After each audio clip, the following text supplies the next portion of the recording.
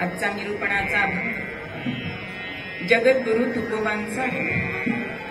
त्यांचं वर्णन करताना मोरोपंत म्हणतात, मुकुटमणी संतांचा, मुकुटमणी संतांचा, शिव शिव कृपया म्हणून ये वाणी, नीले जडवई कुंभी, नीले जडवई कुंभी, विठ्ठल विठ्ठल म्हणूया गाणी. राम राम हरे हरे राम राम राम राम सीतापते राम राम राम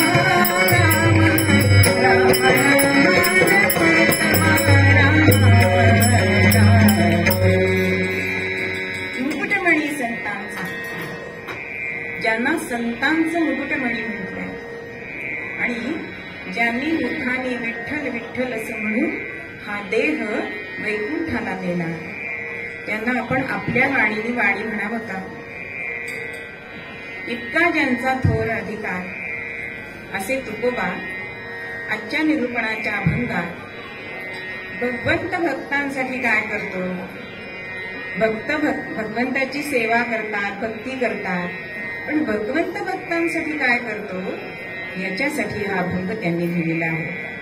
ते म्हणतायत, भक्त समागमे सर्व भावे हरी, सर्व काम करी सांगता.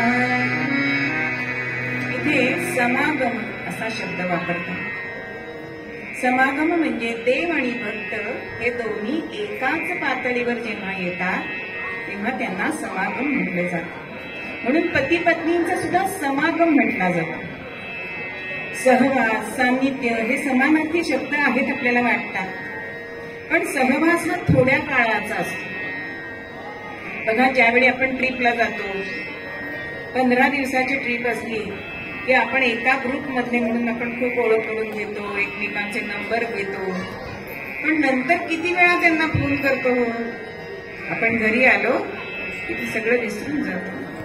म्हणून त्याला सहवास असं म्हणतात. आणि सान्निध्य तर एकदम अल्पकाळचं असतं. जे रस्त्यात जरी कोणी भेटणार तरी थोड्या वेळ आपली त्यांची भेट होते, त्याला सान्निध्य असं म्हटलं. पण समागम हा शब्द इथे वापरतात तुकोबा, कारण देव आणि भक्त हे एकरूप एकाच पातळीवर झालेले आहेत. म्हणून भक्त समागमे सर्व भावे हरी, सर्व काम करी सांगता. असा हा भगवंत काय करतो हो, तर सर्व काम करी न सांगता. आजकाल कोणाला काम करायला नको, ऑर्डर सोडायला सगळ्यांना आवडत असते. अगदी छोट्या मुलाचं सुद्धा उदाहरण घेतलं ना माझ्या ओळखीचे ग्रस्त आहेत आणि त्यांनी आपल्या नातवाला सांगितलं की जरा तिकडच्या खोलीतली अमृतांजनची बाटली आणून दे रे. आता त्या मुलाने जावं की नाही, नातवाने होता 5-7 वर्षाचा, पण तो म्हणाला आजोबा तुम्ही पण चला. आजोबा म्हणतात अरे मला जर आणायची असती तर मी नसतो का गेलो, तुला कशाला सांगितलं असतं. तो नातू काय म्हणतो, तुम्ही आत्ता माझ्याबरोबर चला म्हणजे ती बाटली कुठे ठेवली तुम्हाला समजेल, म्हणजे पुढच्या वेळी मला तुम्ही सांगणार. अशा काळ आलेला आहे. असं कामाची टाळाटाळ करणं हेच आत्ताच्या काळाचं स्वरूप आपल्याला दिसतं. कोणाला काम सांगायला जाऊ नये, कारण ते म्हणते तुम्ही कोण आम्हाला सांगणार, तुम्हीच का करत नाही, आम्हाला कशाला सांगता, अशी उत्तरं आपल्याला ऐकायला मिळतात. पूर्वीच्या काळी आपण मोठी माणसं आली की त्यांच्या हातातल्या बॅग घेत असो की नाही, पटकन उठून उभं राहत असो, मान देत असो. पण आजकालचा हा जमाना गेलेला आहे, कारण सगळेजण मोबाईलमध्ये गुंतलेले असतात. कोणी घरात येत आहे जात आहे काहीच कळत नाही. पण भगवंताची मंत्र खूण काय सांगतायत तुकोबा, सर्व काम करी न सांगता. न सांगता काम करणारं हे क्वचितच भेटतं. पण भगवंत हा सगळ्यांची कामं म्हणजे भक्तांची कामं ही न सांगता करतो. एकदा भगवंताकडे नारद मुनी आमचे गेलेले आहेत. मुखाने नामस्मरण चाललंय, नारायण नारायण नारायण, आणि भगवंत कुठे दिसेना. म्हणून लक्ष्मी मातेला विचारताय की भगवती आमचे भगवान कुठे गेले. तेव्हा ते म्हणतात ते पूजेला बसले. नारद मुनींना असं वाटतं आपण भगवंताची पूजा करतो, पण भगवंत कोणाची पूजा करतो. थोड्या वेळ वाट बघितली आणि भगवंत पूजा करून बाहेर आले. तेव्हा पटकन प्रश्न विचारलाय नारदांनी की भगवंता तू कोणाची पूजा करतोस. तेव्हा भगवंतांनी उत्तर दिलंय की मी माझ्या भक्तांची पूजा करतो, मी माझ्या संतांची पूजा करतो. मग नारद मुनी त्यांना विचारतात की भगवंता तू नक्की असतोस तरी कुठे, तुझा पत्ता काय. म्हणून भगवंत त्यांना सांगतात नावडे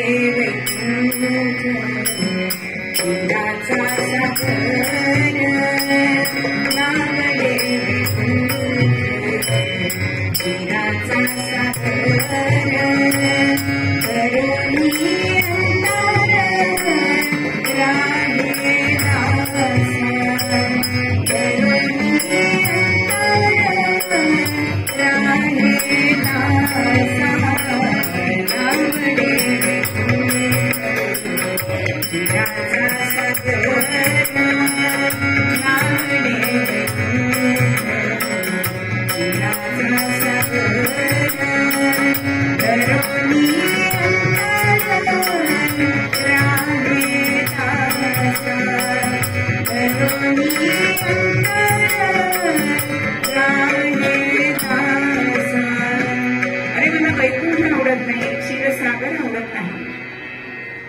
जिथे माझे भक्त असतात तिथे माझा वास असतो.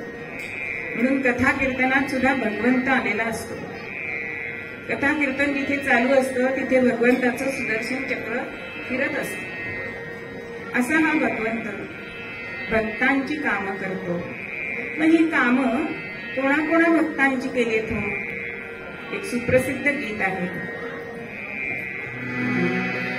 नाथावरी विठोबाई अखंड भरते पाणी, नाथावरी विठोबाई अखंड भरते पाणी, राम सावळा शेले विठो कबीर गातो गाणी, राम सावळा शेले विठो कबीर गातो गाणी. गोऱ्या संगे चिखलत ललिता गोऱ्या संगे चिखलत ललिता देवांचा देव करीतो भक्तांची देवांचा देव करीतो भक्तांची सेवा धर्मी पुण्य आहे सांगे सखा श्री हरी सेवा धर्मी पुण्य आहे सांगे सखा श्री हरी देवांचा देव करीत भक्तांची चाकरी देवांचा देव करीत भक्तांची चाकरी. कितीतरी आपल्याकडे उदाहरणं आहेत की आमच्या नाथ महाराजांकडे भगवंतांनी 12 वर्ष कावडीने पाणी पिलं. रामयांची जनी अहो दळण कांडण केलंय, शेण्या थापले, जे पडेल ते काम करतो. अहो चोखा मेळ्याकडे तर त्यांच्या पत्नीचं बाळणपण सुद्धा भगवंतांनी केलंय. असा हा भगवंत आहे. सावत्या संगे मळ्यामध्ये राबलाय.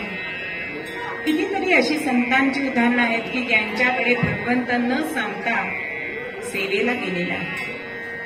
मग ही सेवा तो का करतो? याच्यामध्ये काही कारण आहे का? तर भक्त हे जे सेवा भक्ती करतात भगवंताची, तेव्हा त्याच्यावर त्या भक्तीचं ऋण होतं. आणि जसं कर्जबाजारी माणसाला होतं की नाही, कधी कर्ज एकदा फेडू, हल्ली नाही होत पण पूर्वी होतं. हल्ली कर्ज नाही म्हणजे तो माणूस वेडा आहे असं म्हटलं जातं हल्ली, कलियुग. पण भक्तीचं ओझं भगवंताच्या मस्तकावर होतं, शिरावर होतं, आणि ते ओझं थोडंसं खांद्यावर यावं म्हणून तर भगवंत हा सेवा करत असतो. म्हणून अमृतराय सुद्धा एका त्यांच्या पदामध्ये म्हणतात, भक्ताची या काळजासाठी साधूची या प्रेमासाठी भक्ताची या काळजासाठी साधूची या प्रेमासाठी सोडिली रे सोडिली रे सोडिली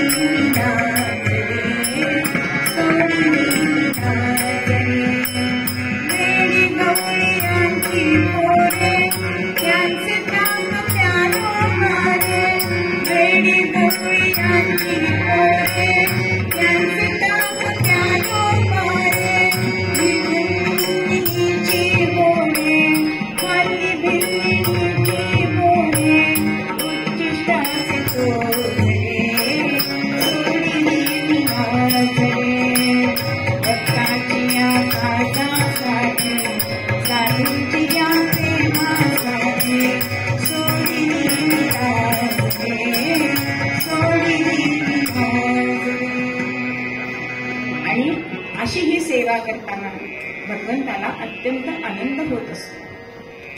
मग पुढच्या चरणामध्ये तुकोबा आपल्याला काय सांगतात की साठविलार आहे हृदय संपुष्टी बाहेर धाकुटी मूर्ती उभी.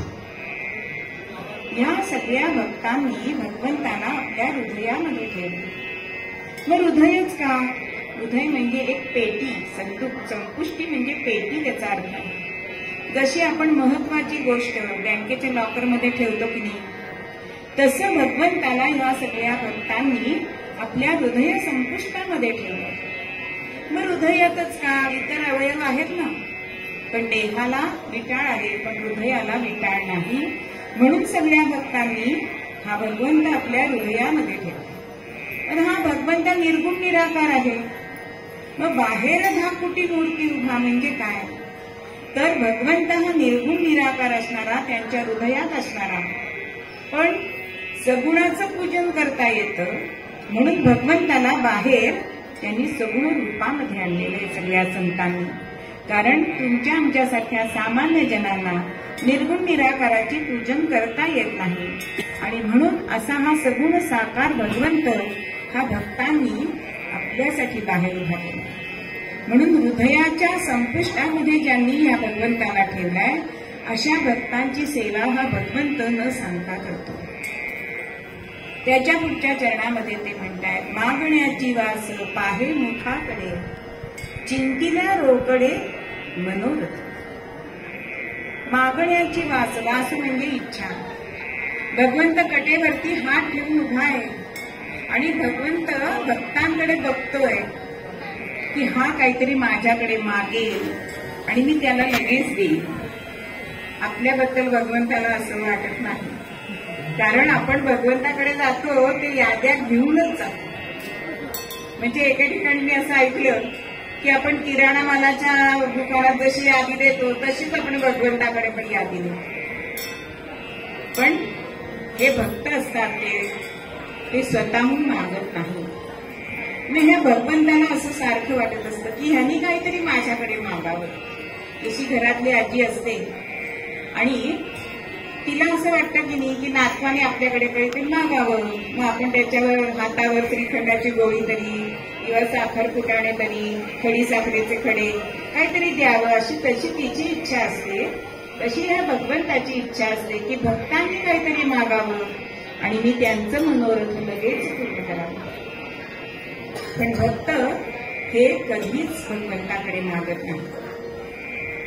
असे हे भक्त मागतात ते मात्र समाज कल्याणासाठी मागत असतात. ज्यावेळी ज्ञानदेव महाराज, नामदेव महाराज, अनेक संत मंडळी जेव्हा तीर्थयात्रेसाठी गेलेली असताना राजस्थानामध्ये गेले आणि ऊन म्हणजे अगदी रणरणत ऊन होतं, भर दुपारची वेळ आणि सगळ्या जवळच्या वारकऱ्यांना सगळ्यांनाच खूप तहान लागते आणि तहान लागले, कुठे पाणी मिळेना आणि एके ठिकाणी अशी एक विहीर दिसली आणि सगळ्यांच्या मनामध्ये आशा पालवली की ह्या विहिरीचं तरी आपल्याला पाणी मिळेल.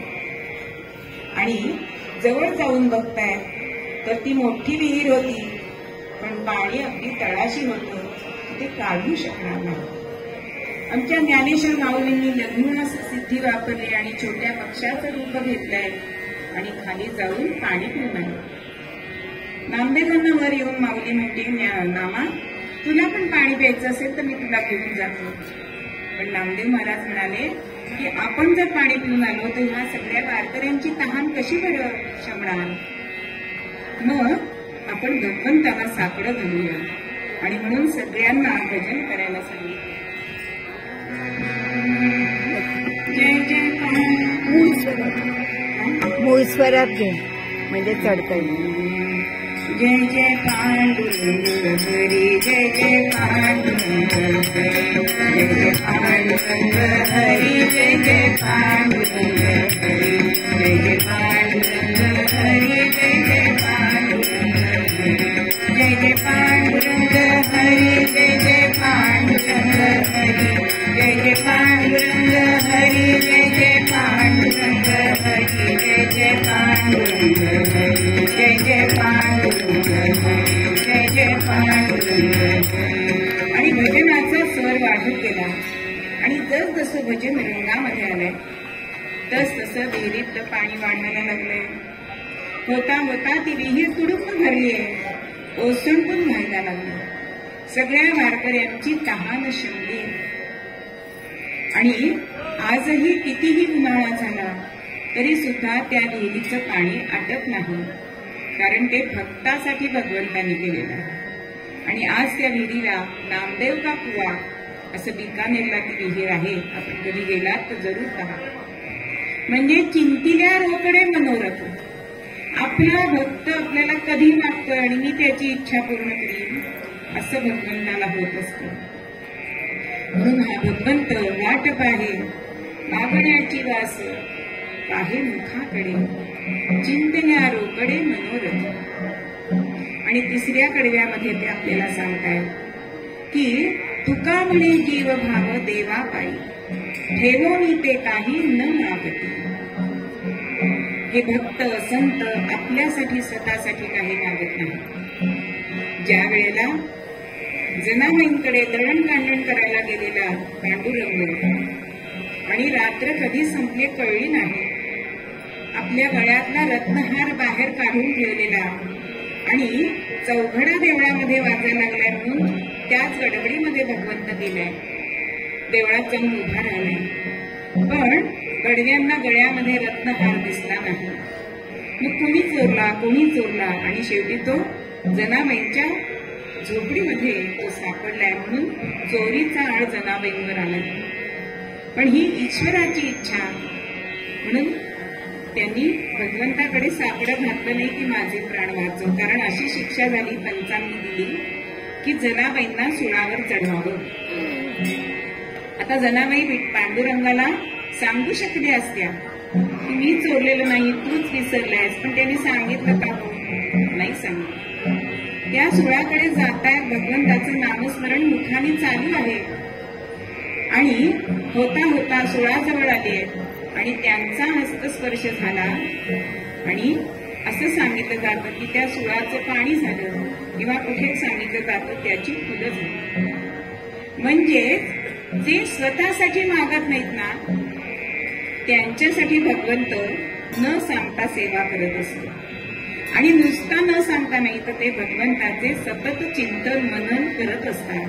म्हणून अशा भक्तांसाठी भगवंत हा सेवा करायला येतो. मग अगदी भक्ताची थोडक्यात व्याख्या करायची झाली तर जो भगवंतापासून विभक्त नाही तो भक्त. मग आपण सगळे असे भक्त आहोत नाही, पण भक्त कसा असावा?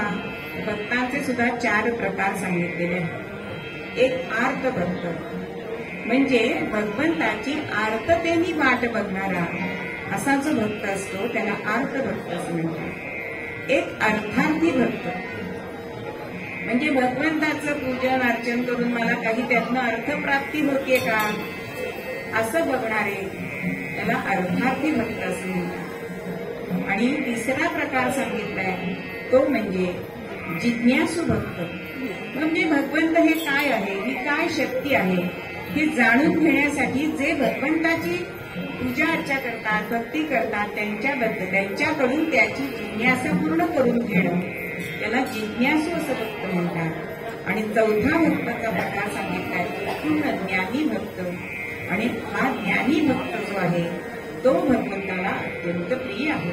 मग आपण कुठल्या कॅटेगरीमध्ये बसतो ते आपलं आपण ठरवायचं आहे. मग आपण जर ज्ञानी भक्त झालं, भगवंताला अनन्य शरण गेलो तर तो भक्त भक्तासाठी का बरं येणार नाही? कारण भगवंतानी गीतेत सुद्धा मला कुठला भक्त आवडतो हे सांगितलंय. संतुष्ट अनन्याश्चिंतयन्तो मां. भगवंतांनी सांगितलंय की जो संतुष्ट आहे, जो निर्विकल्प आहे, जो सदा दक्ष आहे, ज्याच्याकडे सुख दुःख हे समान मानतो, जो विरक्त आहे, निस्पृही आहे, अशी अनेक लक्षणं भगवंतांनी सांगितलेली आहे की सुख दुःख समान मानतात. बघा, शिवरायांनी जेव्हा नजराणा पाठवला त्यावेळेला तुकोबांनी तो घेतला का हो? ते तर सांगतायत की आम्हाला हे मृत्युके समान आहे. इतके वैराग्य विरक्त असणारे आमचे हे तुकोबा. किंवा ज्यावेळी त्यांनी शेताची राखण केली आणि मंबाजींनी शेतामध्ये गुरढोरं सोडली आणि शेताची नासधूस केली, तेव्हा शेतकऱ्यांनी सांगितलं की तुमच्या घरावरचा ताबा मी घेणार, माझं जर नुकसान झालं तर. पण भगवंत कसा धावून आला? रात्रीच्या रात्री धान्याची रास शेतामध्ये होती आणि 2 खंडी माझं धान्य निघतं आणि तो शेतकरी सुद्धा प्रामाणिक होता. 2 खंडी काढून घेतले आणि उरलेले सगळं धान्य तुकोबांकडे गाड्या भरभरून पाठवले. पण ते तुकोबांनी घेतलं नाही, ते तुमच्या शेतात पिकलंय ना, मी कसं घेणार? आणि सगळं धान्य गावकऱ्यांना वाटून टाकलं. इतकंच नाही, धान्य दिल्यानंतर सुद्धा जेव्हा जिजीबाईंनी ते धान्य जे दळलं होतं ते पीठ सुद्धा तुकोबांनी देऊन टाकलं. इतके हे निस्पृह आणि विरक्त भक्त असतात आणि अशांसाठी हे पांडुरंग किंवा भगवंत हा मदतीला किंवा त्यांचं काम करण्यासाठी येत असतो. मग असं जे भक्त आहेत त्या भक्तांमध्ये काय लक्षणं सांगितले? आपण सूत्रश्लोकामध्ये बघितलं की हरिभक्त विरक्त विज्ञान रास, म्हणजे जो हरिभक्त आहे आणि विज्ञान म्हणजे आपलं सायन्स नव्हे तर ज्याला विशेष ज्ञान झालेलं आहे असा जो भक्त त्याला विज्ञान राशी असं म्हटलेलं आहे. आणि जेणे मानसी स्थापिले निश्चयासी, आपल्या हृदयामध्ये ज्यांनी भगवंताला ठेवलंय बघा, या सगळ्या भक्तांनी आपल्या हृदयामध्ये त्याला ठेवलाय. जनाबाई सुद्धा म्हणतात की हृदयबंदी खाना केला आता विठ्ठल कोंबिला. आणि हा कसा बांधलाय तर प्रेम रज्जूंनी बांधून ठेवलेला आहे. म्हणून जेणे मानसी स्थापिले निश्चयाशी. मग अशा भक्तांचं आपण दर्शन घेतलं तर काय होतं तर दया दर्शने स्पर्शने पुण्य जोडे. अहो, त्यांचं नुसतं दर्शन जरी आपल्याला झालं तरी आपल्या पुण्य गाठी पडतं. त्यांच्या स्पर्शनाने त्यांना आपण जर स्पर्श केला तर ते सुद्धा पुण्य आपल्या गाठी पडतं. आणि दया दर्शने नष्ट संदेह मुळे. आपल्यामध्ये जे संशय असतात, शंका असतात, ते त्यांच्या दर्शनाने स्पर्शनाने त्या नष्ट होतात. कारण ते आपल्याला असा काही बोध करतात की आपल्या मनातल्या शंका ह्या सगळ्या निघून जातात. असे हे भक्त असतात. आणि अशा भक्तांसाठीच ह्या भक्तांचा समागम भगवंताला खूप आवडतो. आणि म्हणून तो समागम आपल्याला मिळावा म्हणून भक्तांची सेवा न सांगता करणारा असा हा भगवंत आहे. आणि हेच आपल्याला मूळ पद्यामध्ये सांगतात. भक्त समागमे सर्वभावे हरि. भक्त समागमे सर्वभावे हरि. सर्व काम करी न सांगता. सर्व काम करी न सांगता.